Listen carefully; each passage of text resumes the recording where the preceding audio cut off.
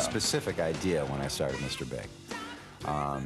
Fortunately, I found 3 people that were so highly talented, in my opinion anyway, that I was able to achieve that, and it was a common vision that we all had.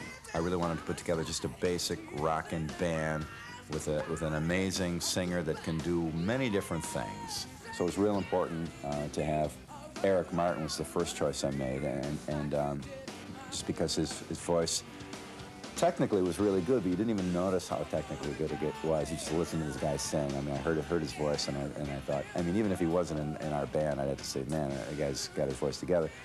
But he can do many, many different things with his voice. And he's also a great writer. Just take my heart when you go. I don't have the need for it anymore. I always love you and it's too hard to fall. Just take my heart when you go.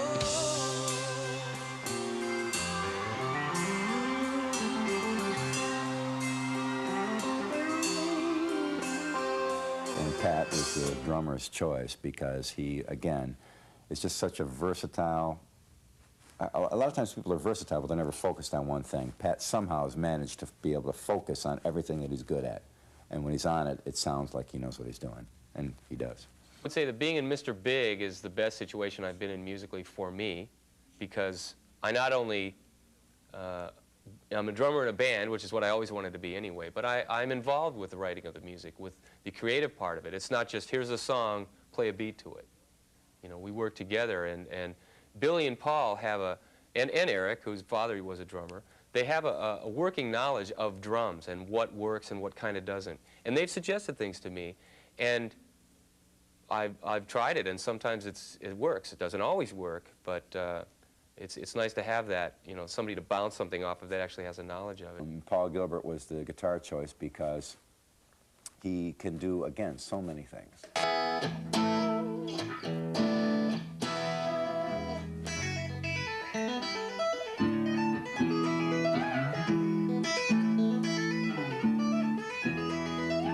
My playing was out of the ordinary, and initially I got some negative reactions from some people, but I got a high negative and a high positive, and not a lot in between, which to me indicated either I was doing something real right or real wrong, because there's never been a creative idea that had impact that wasn't opposed. Starting Talus a long time ago was very similar to how we started Mr. Big, and that's why we started Mr. Big the way we did, is because when Talus was started, it was just guys who wanted to play and enjoy what they're doing and do it for the music. And we never thought about a record deal or platinum albums or making money at it. You know, we wanted to make a little money in order to pay for whatever our interests were, or rent maybe. That wasn't our goal. Our goal was to make music. And nowadays, so many bands that get together and their actual purpose is to try and get big and get famous and get successful and make money. And oh yeah, this music here too, we'll worry about that at some point. So with Mr. Big, we went way back to the old days, how bands were really put together, because we enjoyed doing it. We liked doing it. So it was very, very similar, parallel.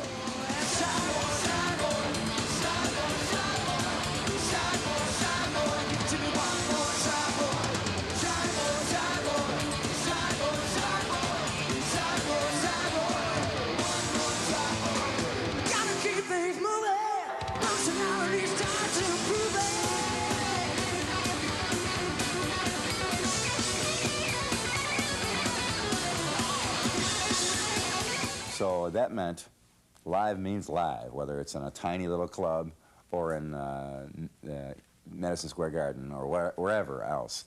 A lot of bands nowadays are put together for all kinds of reasons. Looks, somebody's got one chorus of one song that's kind of good, so they sign them and they hire people around them. All kinds of reasons. Rarely to actually go out and actually be able to play together as a band in harmony, with chemistry together. Almost no one ever puts a band together like that. There's for all these other business reasons. Put Mr. Big together specifically to play it live. Why didn't you call this the Billy Sheehan bass?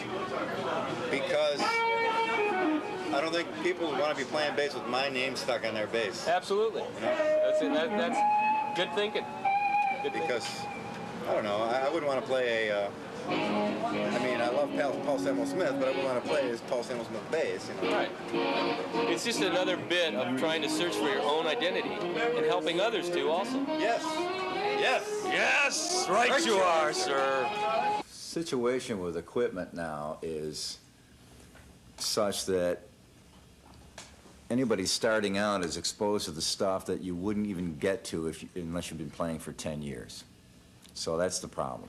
You see all this digital multi-rack effects and stuff like that, and I think there should be some kind of a law to help players. You got to take your instrument and a cord and plug it into the amp and start there. That's a starting point. So many people start with racks of stuff. I mean, I have tons of junk, you know.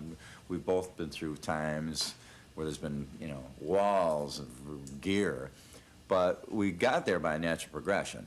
We both started out, basically, maybe a foot pedal or two, and that was it. And I know I used to just run my bass directly into my old SVTs in the early 70s, and that was all I did. And it's a natural progression. Okay, now that you got this working and it's a part of you, now you can build from it. But so many people try to build with no foundation at all, and it's really confusing. And I really feel for younger players or anyone starting out, because it's so confusing to me now.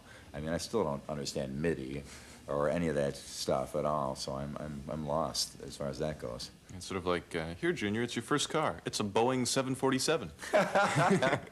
Exactly. What the heck goes in that case? Oh, Is it like a zither or something? triple neck mandolin.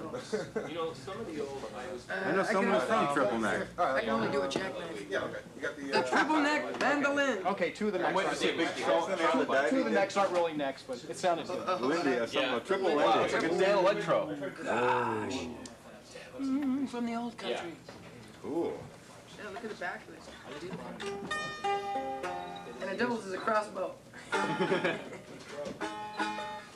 Pretty good at this. They did finally, you know, somebody made a Yamaha made a replacement. I get it. Because I had one for a while. Tune in fifths. And it wasn't quite that right, long but to it figure worked. that out. One of the first songs that we did on our was the first song on our first record? Addicted to Yeah. that rush.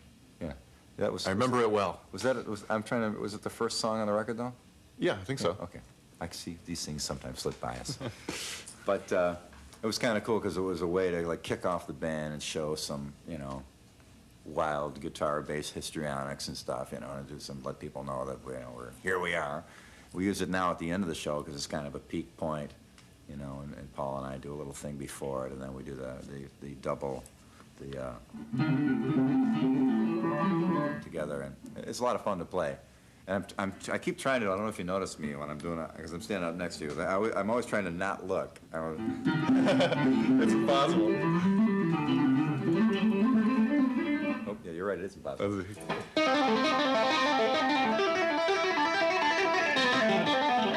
I don't even remember how it goes.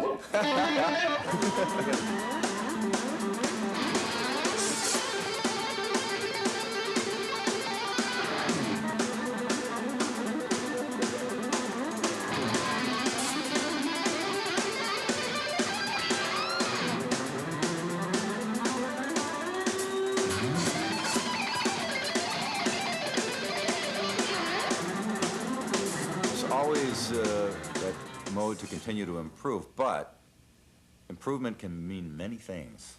Doesn't necessarily mean faster or more. You can improve.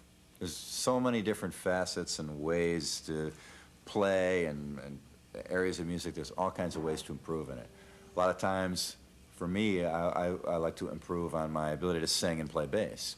It's hard to do. I can play guitar and sing easy. But to actually individually pick strings with my fingers and sing is very tough. So Just that's a coordination kind of thing. Yeah, so it's really hard, you know, chew gum and walk at the same time, that idea. So that, you know, there's lots of ways to improve, rather than just faster is better. Or, you know, the fastest guy, it must be the one who's improved the most. Not necessarily true. You know, tonality, the way your hands work on the thing, maybe heavier strings for better tone and stuff. You know, there's all kinds of ways. Increase your strength and dexterity, the simple things. Sometimes when I practice the simplest things, really work on just sitting with a metronome and You know, just.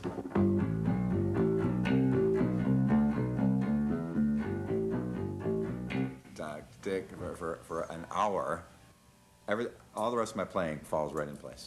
Actually started off, I stole my sister's acoustic guitar from her room and played it when she wasn't looking. I learned, you know, basically how to play guitar, chords on it. Then I got actually a Gibson Les Paul TV model was my first guitar. And I played that for a very short time because I wanted to play bass, but it's so hard to find a bass or to get a bass, and bass is really, it's the thing I wanted to play. And so finally I was able to get a bass and an amp. It was a Hagstrom bass and a Gretsch amp. And I remember I had it for a couple of months, and my friend Joe, who started me off playing, came over to my house, and I wanted him to show him, Joe, you gotta see my amp. And he looks at my Gretsch amp and he goes, that's so small, I could use that for a keychain. You can't play bass through that, you know. I was like, oh boy, I don't have any money. So finally my grandmother, while she was alive, she said, as long as I'm alive, there'll never be an electric guitar in this house. Well, she died. And with the money from her insurance my mom gave me, I went out and got my first real amp and bass. That's rock and roll for you, That's ladies right. and gentlemen. That's rock and roll. So we have an RPM meter on her grave right now, so how fast she's spinning.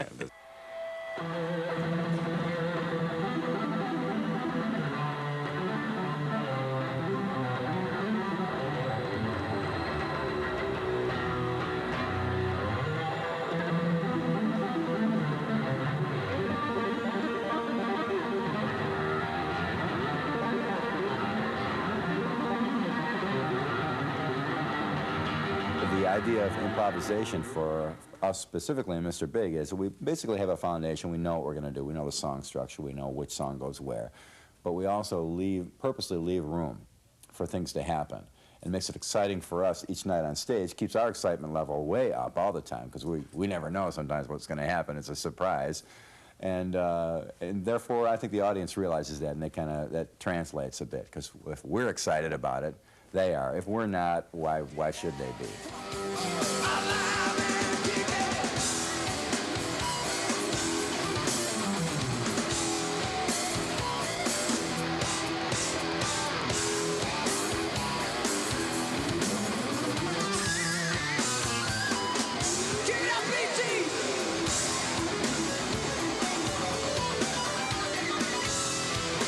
Every musician in the world, as he's up on stage, and that somehow that instinct comes to him to know what to do and where to go and how to do it, and instantly he's automatically synced up with the other guys in the band, and they instinctively do the exact same thing he does. At that point, it's a very magic thing. It's very, very strange, unaccountable occurrence, but it does happen. It happens with Mr. Big live on stage a lot. I'll just be out of nowhere. I'll be playing along, grooving along in the song, and I'll just do some lick, and Pat will do the exact same thing on the drums. He didn't know I was going to do it. I didn't know he was going to do it. But it comes from one essential thing to get to that point is to play together a lot. I mean, we go in, sometimes there's nothing to do. We're waiting before a tour or to do a record or something. We just go into the rehearsal studio and play and play and play. Do the set list, do the old set list. Let's do the first album. Let's do the second album. Let's play a bunch of old songs by this band or that band. Just play it over and over. Just constantly learn each other's playing. And that's where communication within the group on stage live becomes the most essential, important factor above everything, because that's when that spark is going to occur, and that's when people see it and respond to it.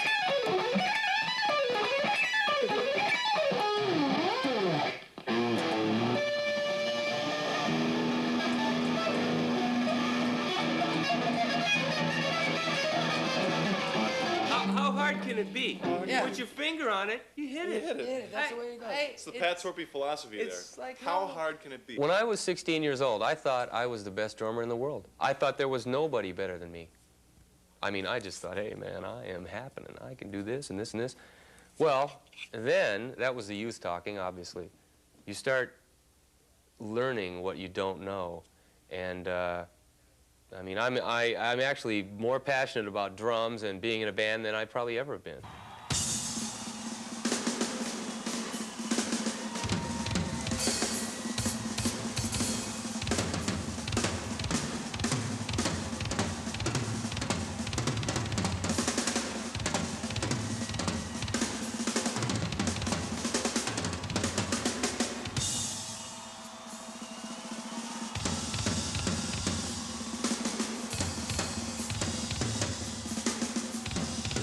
I was in high school, and I'm a self-taught player, but I was in band, and they had a stage band where you played a kit. And basically, it was all the drummers who were drummers in the band, which just played snare drum, very rudimentary. They all who wanted to be the stage band drummer. So my attitude was, hey, I'm the best guy here. I'm really happening, so I'll be in the stage band. So I went down, and we had auditions, and I played, and I did my thing, and I thought I was great. I didn't get it. This other kid got it. I was devastated. And I thought, man, his name was Steve Lindeman. I remember his name. And I was really bummed out, and I thought, you know, I just thought, how could they not pick me? Doesn't he see how good I am and how good I'm going to be? And he didn't get it. Mr. Boyer didn't get it. And so that year, that same year, I really worked on it. I worked on playing, and he told me, well, your time was a little funny and this and that. And I just, wow, really? Well, I'm just devastated. So I went home and worked and worked and worked. By the end of the year, this was at the beginning of the school year, when I was a sophomore in high school. At the end of the year, I'd fool around in the drum room, in the music room, and be playing the kit. He actually came back to me and asked me, could you come to a rehearsal at the stage band? I went, and he asked me to sit in, and I actually overtook the gig from the guy that got it. You told me to mention your fuzz tone. Thanks for everything. Be groovy. Jimmy. Be groovy. Wow. It's the first autograph I've actually ever kind of swooned over. Jimi Hendrix Experience had a drummer, Mitch Mitchell, which kind of got me into being curious about jazz drumming, because he was very influenced by Elvin Jones, and I'd hear all these guys' names that I never heard of, and so I went back and checked them out. And just how he would incorporate how would you say, double stroke rolls and things like that, and the rudiments that I didn't know anything about, like paradiddles and things like that, I had no knowledge of. I just imitated what I heard. Then later on, I went out and tried to figure out, well, maybe what exactly is going on here? What is the sticking? What is his right hand doing? What's the left hand doing? I could show you in where a normal straight ahead rock groove, and then what he might do with it. Now, the normal straight ahead rock groove was something like this.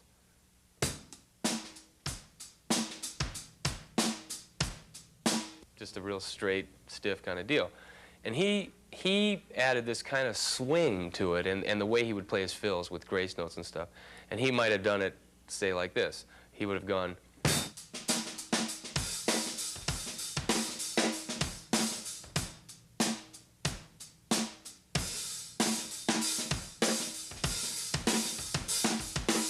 It's a real loose kind of feel. It's a looser kind of a jazz influence kind of thing, and that was a big influence on me. In fact, I learned the first 3 Hendrix albums verbatim, every little thing, you know, I really wanted to learn how to do.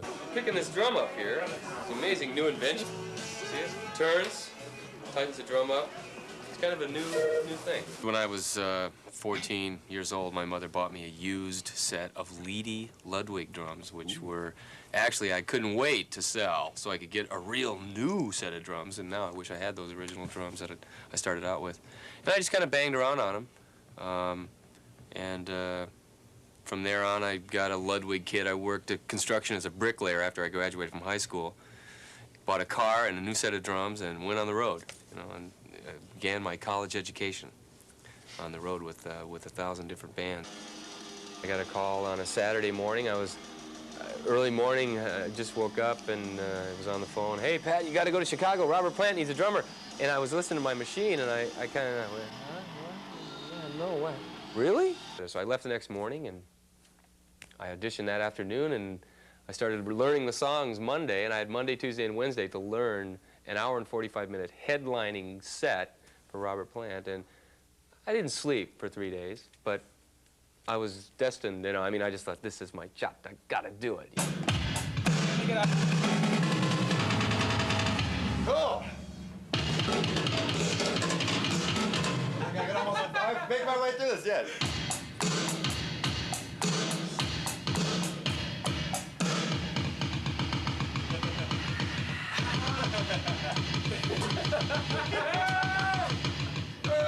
Drum machines brought up the standard of what good time is.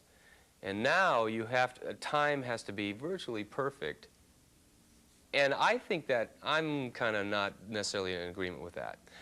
Because a lot of the old records that I really enjoy don't necessarily have perfect time. There's a human feel, and there's that only a human, the imperfection of being human is what really can make music feel great or have style, or all those things that make us not perfect, I think, are what's really great about music.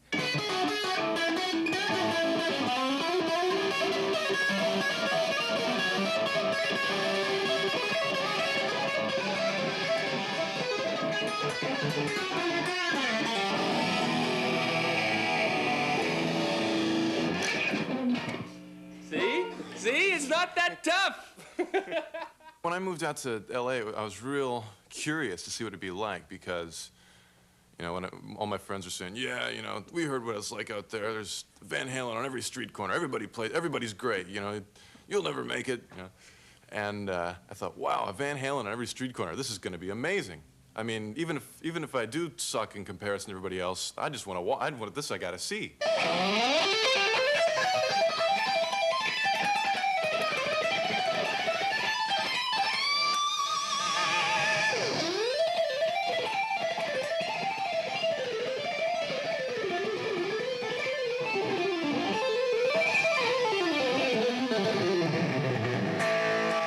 Way back in the Racer X days, I was really excited because I'd been playing for a long time and had very little luck with picking. I thought I'd never be able to do it at all, you know, beyond just playing chords and hammer and pull-off stuff. I was didn't have any confidence in my ability to do fast picking stuff. And when I first moved out to Los Angeles, a friend of mine showed me a real basic exercise, which I guess he had gotten from an Al Di Meola record, but I didn't know where it came from at the time. It was just sort of a 4 notes up and down.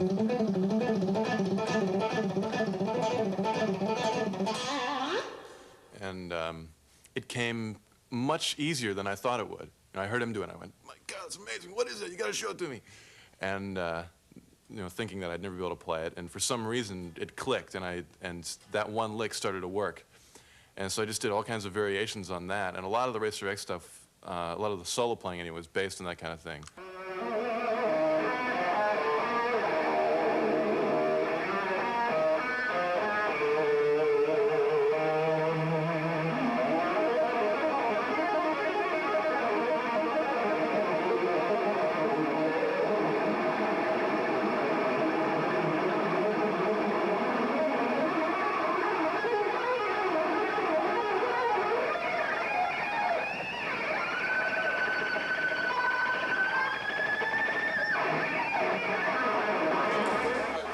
Off with an old Stella acoustic that a friend of my mom's gave to me for Christmas when I was 5 years old, and nothing really worked until I was about 9, and started playing it by ear. So I played that for about 2 years, and then I saved up a bunch of money and bought a used Gibson Les Paul for $300 when I was 11.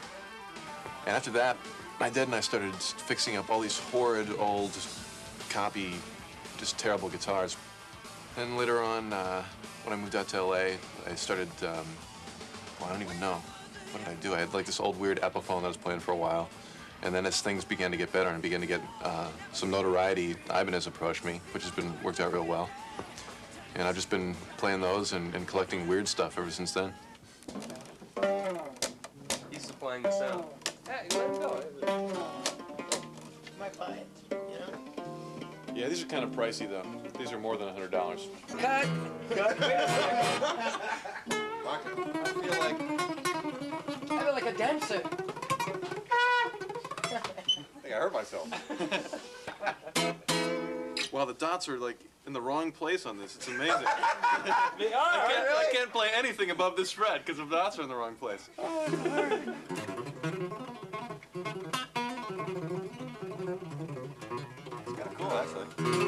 I used to do a lot of rehearsing just with a drummer. I remember going down, I'd find a drummer and go down in his basement, and we'd sit there and play, Black Sabbath tunes for 3 hours, every night of the week for, my entire 8th grade.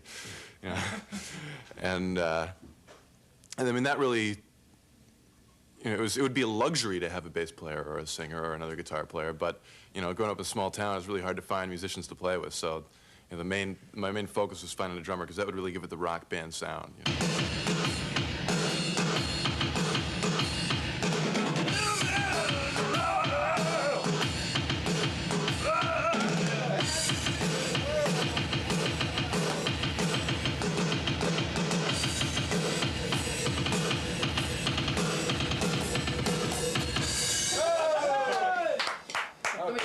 I've been in bands since I was 11 years old.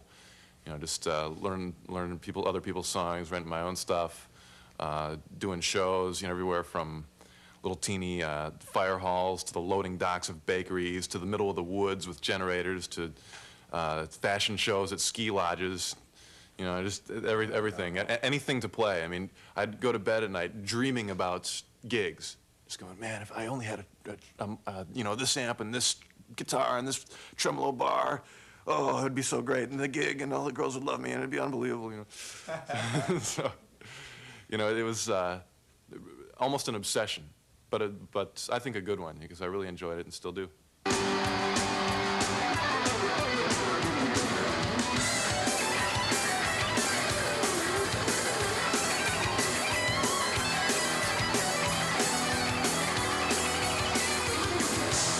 San Francisco, it's real time.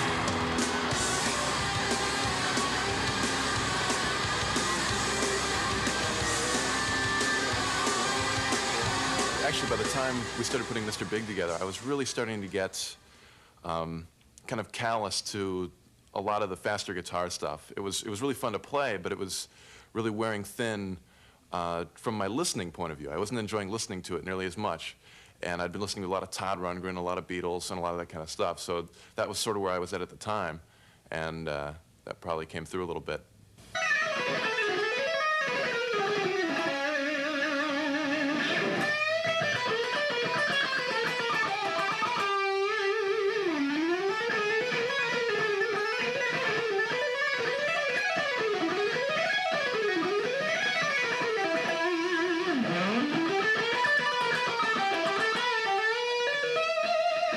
It got to the point a few years back where I felt that my fingers were much smarter than my brain. The things that I could play were beyond my ideas. I'd stopped really being concerned about so much what I wanted to do, but the how to do it part. And I thought, wait a minute, I got to screech on the brakes here and figure out where I want to go with this. You know, what is it that I want to do? What am I going to do with all this stuff that I've learned how to play? And that really was a big change, a big turn, I think, in the right direction. You need some rosin. Anyone need help? Wow, it's the singing sword. I wonder why they call it the singing sword. First stop, unsuccessful. Nothing under $100.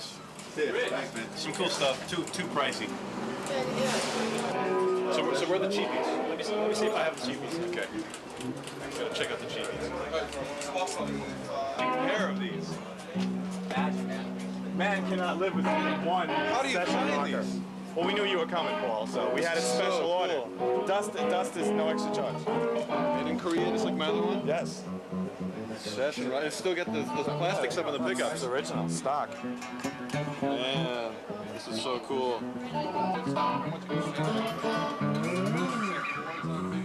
Perfectly in tune. Yes. It looks like it. Oh, that's cool. I think this is your new guitar, Paul. 129. No, 29, man. I'd be out the door with it. We don't carry such cheap stuff here. This is a quality establishment. And here we have two. Give us four. If we buy both of them, So matching bass? Buy both of them, $128.95. Is this over $100? Yeah, it's like $129. $199. Well, we'll work it out, you know? Such a good, How you paying? You got good credit? wow, there's actual Beatle autographs here. Really? Pretty amazing. Yeah, see, they're faded. Wow, you're right. Yeah, that's big stuff. Oh my God, I'm gonna start crying in a minute here when I see John Lennon. When the Beatles came out, I think a lot of the guitar was pretty amazing. I mean, the tone and revolution, you know. told us stars. I remember hearing that and just being scared to death. What a tone. Or some of the solos later on that Clapton did or Harrison did, or even all the guys. I mean, even like the drum solo that Ringo does. That it's simple enough where someone who's not a musician can understand it and sort of imagine how they can imagine themselves doing it. I can do that. Wow, that's awesome.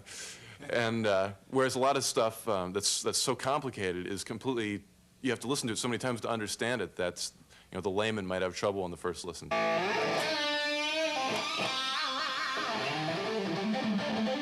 lot of times if I have a mental block, I'll listen to some classical music just for rhythmic ideas or melodic ideas that I would never think of otherwise. And a lot of times the stuff I end up coming up with is nothing like the classical thing that I listen to, but was somehow inspired by it. For me, I really enjoy classical music just because I grew up with it. My parents had, the Beatles records, Stones records, and a bunch of classical. And it didn't hit me as, I didn't like it as much initially. I think just because it didn't have rock drums and rock vocals, because that's my favorite thing in the whole world. But melodically, it's great, and it is beautiful, and I like to cook to it.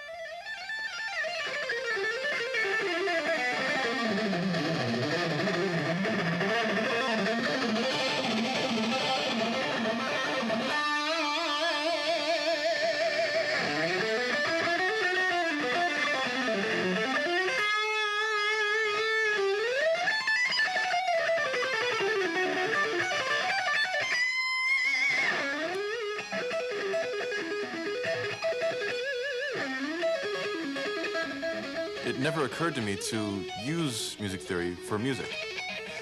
To me, I always thought, well, this is, more fun than math class, and but how the heck does it work in, how do you use it on the guitar? I had no idea, and at GIT, it started to really make sense how to apply a lot of the stuff. And actually, it wasn't so much applying it. It was, I'd been playing long enough where it was really just sort of giving names and labels to things that I knew already and ways to think about them that made a little more sense. It was funny, though, when I first started really getting into music theory stuff, it completely made me unable to play blues, which was really hilarious. I'd go to band rehearsal, and the guys would start doing a blues thing just for fun, and I'd start playing and look at me and go, "Man, you suck.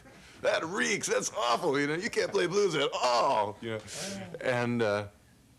And we weren't a blues band, so I thought, well, that doesn't matter. I don't want to play blues anyway.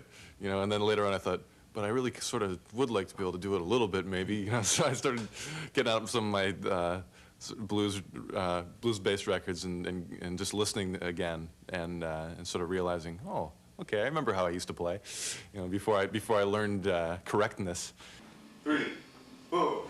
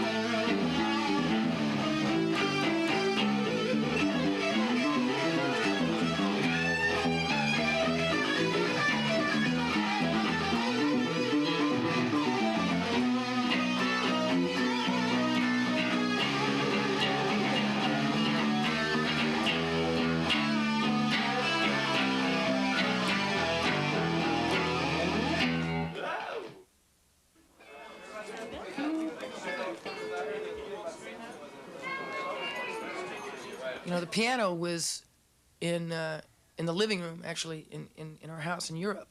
But we didn't have room for the piano when we brought it to, we moved to Sacramento, California.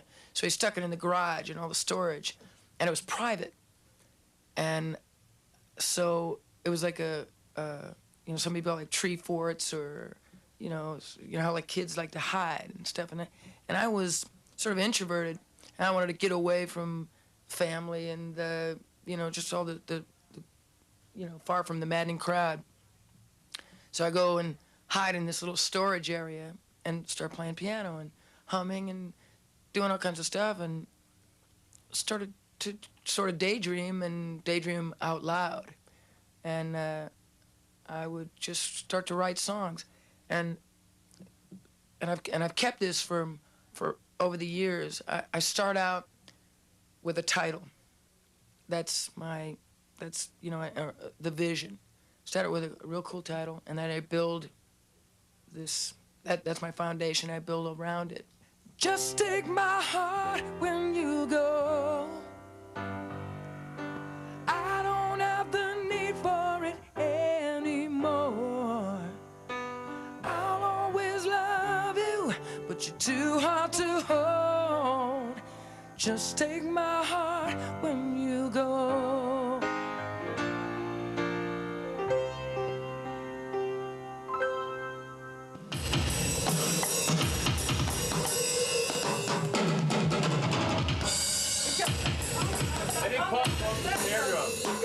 I wanted to be a drummer, actually. When I first started out, you know, all singers want to be drummers, you know, they got that natural rhythm, pop, pop. I wanted to do everything. When I first started out, I played drums, and had a singer just was singing a little out of key. I said, I want to do that gig. That looks easy, because the drumming is a little too hard there. And so I started out as a drummer, and then I wanted to be a singer. And then it wasn't until years later that I found out that I was a songwriter. I'd worked with a lot of musicians, but I was a solo artist, so the musicians were mercenaries, basically, and session sausages or whatever. No offense to anybody, but they were just there for the money, you know. And so when I was in a band with Billy and Paul and Pat, these guys, you know, they were just so talented, and I was so inspired to write all these songs, because then I knew that they could play them exactly the way I wrote them. Kiss.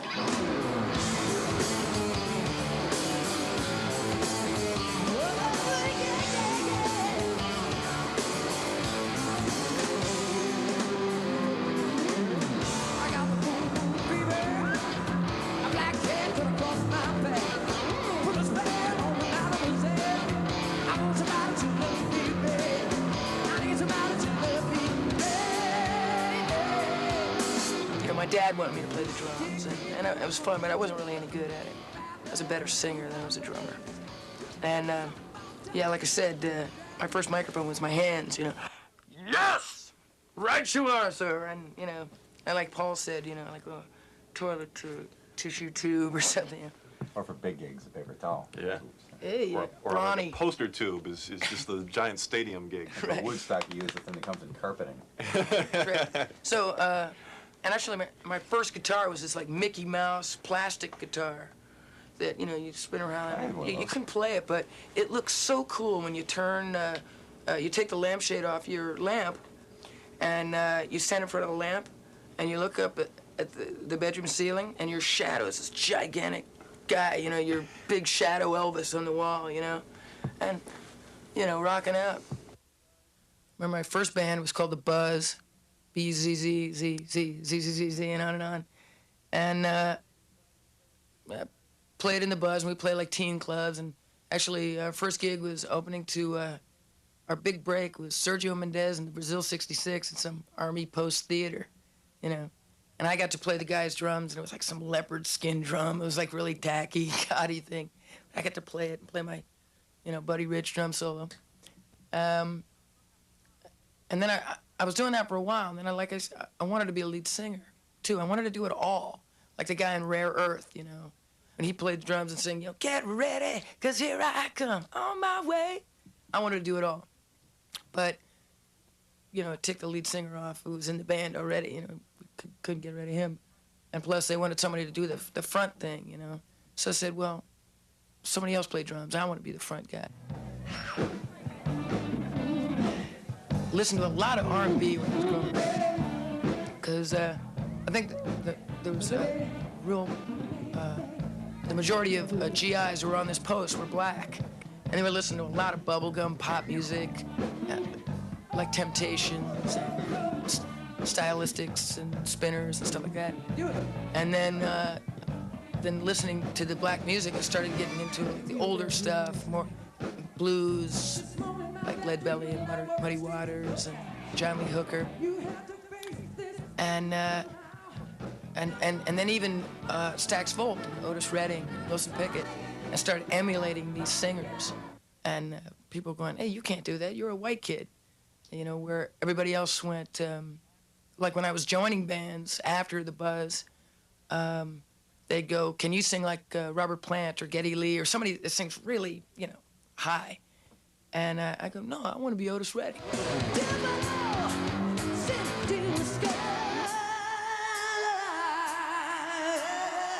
The devil in the skies. She took me down the road to ruin. You know what I'm talking about now? Hey, won't sit around. I don't know what I'm doing. Back on the road to ruin. She took me down the road to ruin. A song like "To Be With You," I wrote the song 15 years ago. I was playing piano, and then I switched to guitar. It's only 3 chords, those famous 3 chords Eric Martin knows. E, A, and B, you know? And just, I wrote it, like I said, I wrote it 15 years ago, and it was about this person, this girl in Sacramento who was about 18 years old, and she was the older woman, and she was abused mentally by all her boyfriends and all, and I was her confidant, her little, you know, her little psychiatrist or something like that, you know. Like, I didn't have a clue, I still don't have a clue about love. I just write things, whatever comes to my mind, you know, but I could give her all this advice, you know, and build up your confidence so you can be on top for once, and so I wrote all this. What I said to her, I remembered, and I wrote it down on paper as soon as I got home, and I had the title "To Be With You." You know, I wanted to be with you. It's just a simple title, and then I wrote some music to it, the chorus idea, which has like been this haunting melody, nursery rhyme in my head for 15 years. I'm the one who wants to be with you. You know, and I carried it around my head for 15 years, and thank God the world's here, and I get it out of my head and into your head. Come on, baby, come on over. Let me be the one to hold you. I'm the one, yeah. Deep inside, I hope you'll feel it. You'll feel it too. Waiting on a line, oh. Waiting on a line. Yeah, just to be the next to be with you. I feel secure about my playing, about this band, about everything. So, but yeah, there was a lot of times when it was rough. I mean, I remember I had a 1977 Pinto that I drove into the ground, and I had as the rear wheel the fake tire that they have in the back. You know, that you're only supposed to drive for like 30 miles. I drove on it for like 2 years. You know, it's like, you know, the car was always like that. You know, drive like, and it was. When I finally left town to go to start with David Lee Roth, that was the car I left behind. My brother sold it for me, and he said that he sold it to somebody where he worked, and he said he could always tell where the guy parked that car because there's always parts and pieces laying in the parking spot from where it was. You know. I think if you don't worry about don't worry about the goals. I'm more concerned with making sure I'm putting in the work. I mean, the goals and the results kind of take care of themselves if you put the time in of being what a band's supposed to be, of getting the songs together and doing the albums and recording. That's to me is the fun part. And the goals and the results take care of themselves. I mean, if you put the work in, the results happen. Not maybe in the way as fast as you might want them to, or maybe one goal might not be exactly what you thought it was going to be, but you will see some results. I think some of the best gigs of my life in the old days were when, you know, there was 15 people in the club and 5 of them were waitresses. I mean, you know, that's some of the best, most memorable gigs I've ever had like that. So it really doesn't matter. And then again, some gigs that went by me like a blur and I never remember were some of the biggest gigs I've ever done, you know. So it really doesn't matter. It's good for players that haven't done it yet to know that the best gigs you're ever going to do in your life sometimes are the ones you're doing right now, and the ones that you remember. I mean, there were times in Buffalo, New York, I'd be playing these horrible clubs, and I'd be just out of my mind thinking, oh, God, am I ever going to break out of this? And looking back on it now, I'm glad I did those gigs. It taught me a lot. It was not easy, but it taught me a lot. It taught me a lot about everything from life to the music business to bass guitar to everything. If you had a regular job and, you know, you work for 2 weeks, then you get your check, you're paid, and you sort of think, you know, as you're working, you think, well, this is tedious or boring, but I get my check in 2 weeks. In music, the checks and the good stuff all come at weird times.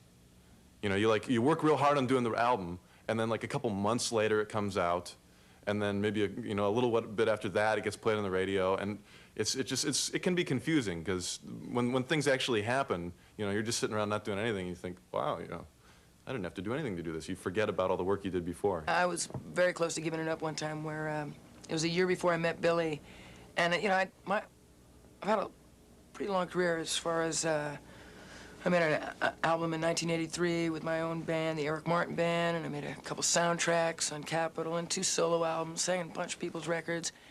I just couldn't get a break, you know, and there was just a period of so many turn downs. You know, I'd get signed, and a whole company would be shaking my hands and toasting champagne, and then a month later they'd all get fired or something, you know. And so lots of ups and downs in my career, and I always thought it was a jinx. You know, they're like, oh man, this ain't, you know, I'm having a good time. I feel like I'm talented here, and I've got a lot of drive. I really want to make it, but I don't know. I just felt like maybe I'm just destined to be kind of a, you know, maybe a lounge singer or something, or just play in San Francisco all my life, because that's all I seem to be doing.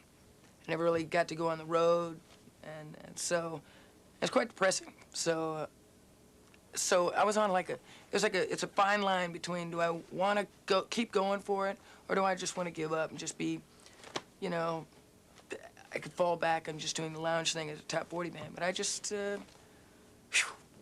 put a little cold water on my face, slap myself in the head and said, keep going, keep going. And then a year later, Billy called, and No more lounging. I'm not a jinx anymore.